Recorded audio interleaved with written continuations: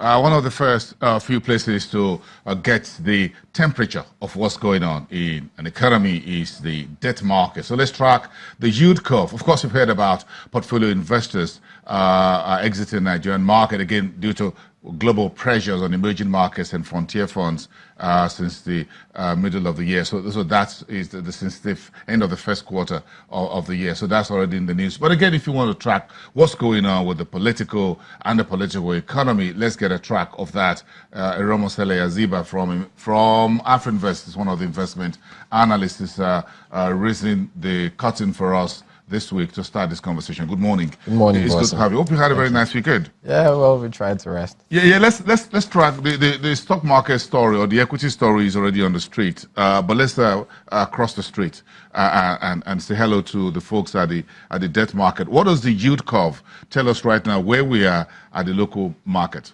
Yes. So last week we had a marginal 5 basis points increase in terms of average yield, certainly at about 13.9%. But since the start of the year, the trend we've continued to see in the yield curve is some sort of normalization. You know, if you recall back last year, we had rates at the shorter end of the curve a lot higher than at the longer end. So since the start of the year, we've seen that sort of moderation in the yield curve here. We've seen yields at the longer end of the curve trend higher than yields at the shorter end of the curve, which is the normal situation that you'd expect on the yield curve, especially considering the fact that the longer into the future it goes, the higher the risk that investors are taking up, which is one of the reasons why you tend to see yields at the longer end of the curve higher than at the shorter end of the curve. Am I surprised? Wednesday last week, the debt office was doing a reopening of bonds at 14%, 14.3%. Previously, well, still around 13.8%. We're almost a year into that announcement, September last year, when the Ministry of Finance, the Central Bank, and the debt office says, look, we're going to restructure the entire thing and head to a single digit. Almost a year after, where are we if the debt office is still doing 13.8 in reopening of existing papers? Well, the situation we're seeing there is in line with current realities in the market.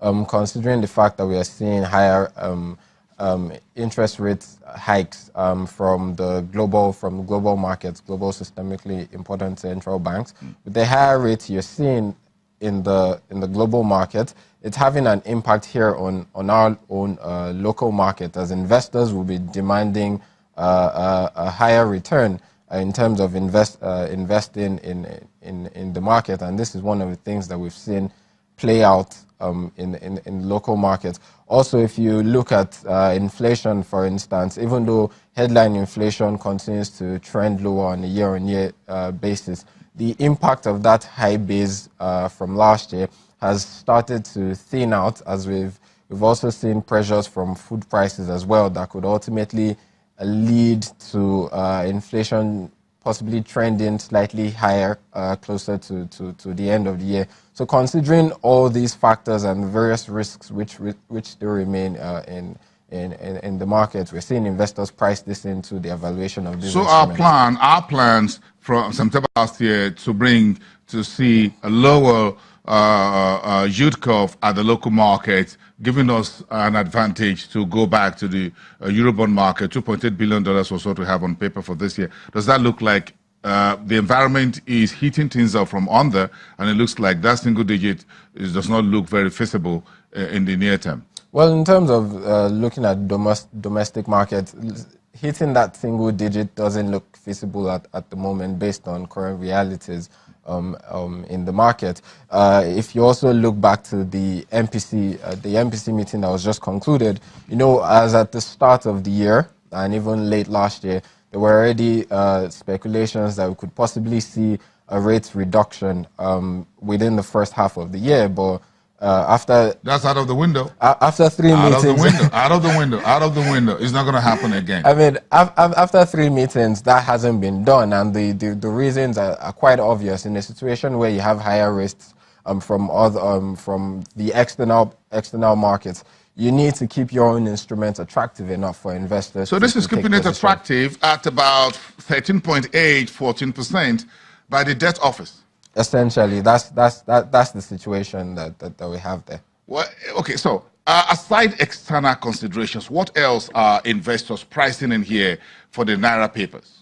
I mean, for investors, you could also look at the risks in the environment, maybe tied to political risks as well, even though the impact of that is more visible in the equities market side of things. In terms of looking at the stability in the polity, we believe this is another factor that investors could be pricing in the evaluation of these instruments. Again, if you read the body language, of course, the offerings, or by the debt office so far in terms of volume and in terms of rate, what does that tell you as an investment analyst? I mean, in terms of volumes, we still expect to see the similar volumes to what has been prescribed in the bond calendars, because there's that need to still finance the domestic borrowing bit of the 2018 budget. Let's not lose sight of that. But in terms of pricing, we expect to possibly see higher rates in the market, like I said, as investors would want to demand a premium for taking these investment decisions. And even going back to the MPC meeting, a quite interesting development from that meeting was there were about 3 members that voted in favor of raising rates. So this, even though we don't necessarily expect that rates will actually be raised before the end of the year, a case can be made for raising those rates. So for an investor also looking at that, when you price that into your valuation of this instrument, it's highly likely that you demand for higher rates. That's a signal, because whether you keep rate or whatever, investors look for comments by members and how they vote. Yes. The voting pattern to say, look, there's a signal in here. And the central bank governor in the communique also said there was a strong case made by some members for a rate hike. Yes. So you think investors take that on board? Yes, definitely. I mean, investors will be looking at signals or guidelines that could potentially give a sense of where the market could be going, and that's one thing that investors pricing into investment. So when investors heard from that communique a Tuesday ago that look, government needs to there's so much liquidity in the system, try to prevent inflation, coming back very strongly from where we are presently, these are some of the things that what investors take to the market. Yes, definitely. These are considerations that investors take into account when investing in the market. When they're talking to you right now, what was their chief consideration right now as we speak? I mean, for investors, for domestic investors, we still have players that want to play in the equities market. I mean, with the depressed performance that we're currently seeing in the market, we still view opportunities there for investors to take advantage of, especially ahead of the release of H1 results, especially from the banks, the Tier 1 banks, which are expected to still turn out positive results. But for us, we recommend a balance of play between both the fixed income market, fixed income instruments and equities. Fixed income definitely for capital preservation, whilst equity markets present higher upside for you, there's also that downside that you could lose some of your money. So to make up for that shortfall, that's why you'd have that fixed income base. What are investors buying now? Hope or growth?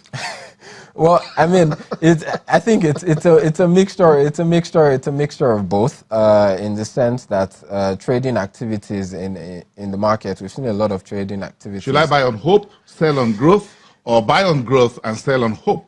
Well, for investors, it's the view that there's going to be growth, essentially. So they are hoping that there will be growth. So essentially, it seems like a combination of same both side factors. of the same coin. Two sides of the same coin. Essentially. Hope or growth. When investors hope in the market, what are they hoping for? They're hoping that the political environment will not get too hot, right? Yes, I mean, that's definitely a key concern. But yes, going by historical trend, how the political environment has been, a lot of investors will not even wait till the actual campaigning starts. They just want to sort of exit the market. I mean, given the fact that foreign portfolio investors remain the major, in terms of moving the market upwards, remain the major players in the market historically.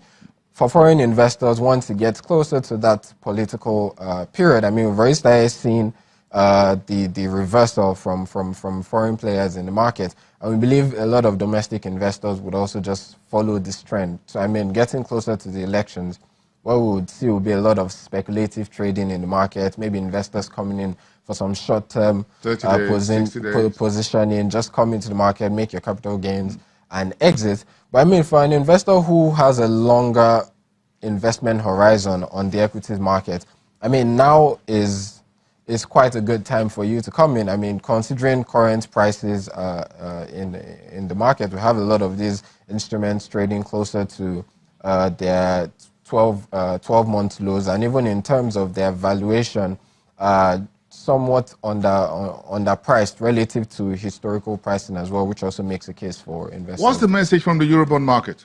Well, from the Eurobond market, this last week, we started to see a lot of activity across the SSA Eurobonds. We started to see more buy interest following the initial, would I say, knee-jerk exodus by foreign investors. We've started to see that come back into the market. I mean, because these instruments still remain quite attractive for investors to take advantage of. I mean, maybe a factor that investors could possibly be looking at is tied to comments by President Trump as with regards to the hikes in interest rates. I mean, with the Fed still remain somewhat independent of what developments in the political space, but we know these are factors that investors could also be looking at. But above all, I mean, these sub-Saharan Africa Eurobonds still remain quite attractive for investors and present good opportunities, which is why we've seen some buy interest over the past 1 to 2 weeks. So you think the initial fever over make America great again, whatever, the 4.2% GDP for Q2 in the US, the whole thing about the trade war is getting investors to take a second look at the emerging markets and frontier markets and say, well, maybe we shouldn't have rushed out the way we did. Let's tiptoe back a little bit and begin to look at this as whichever way you look at it. What's the average rate on Eurobonds now, both sovereign and corporate? For sovereign, we have about 6.5% thereabout, and then for the corporate Eurobonds, it's about 1 to 1.5% higher than sovereign. 7.2 thereabout. So we still, that's still attractive. Yes, I mean it's still attractive for investors to take position, and if you also consider the improvements in terms of FX liquidity in the market, a situation where you would come in and then when it's time to repatriate your funds, you might be stuck. I mean, worries with regards to that have sort of dissipated with the increased oil production, rallying oil prices. But you think if we go hit the market with $2.8 billion that we're planning between now and October, technically we should do this by September to all intents and purposes. But we've always gone late to the market. Do you think we should be able to do 2.8 billion?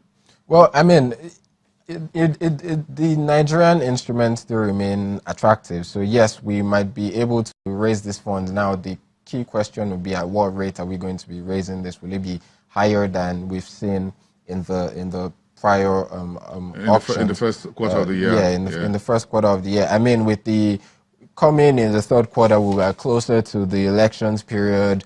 We know the impact that this has had on the market. A little bit of premium. Exactly. You're hinting at a little bit of a premium. So investors most likely price this in as well. A little bit of a premium. Well. Thank you. Let's leave it there for today. Thank you for raising the curtain on the conversation in the markets this week. Eronmosele Aziba, one of the investment analysts at Afrinvest. The stock market is where we're going to finish that off in 2, just after the break.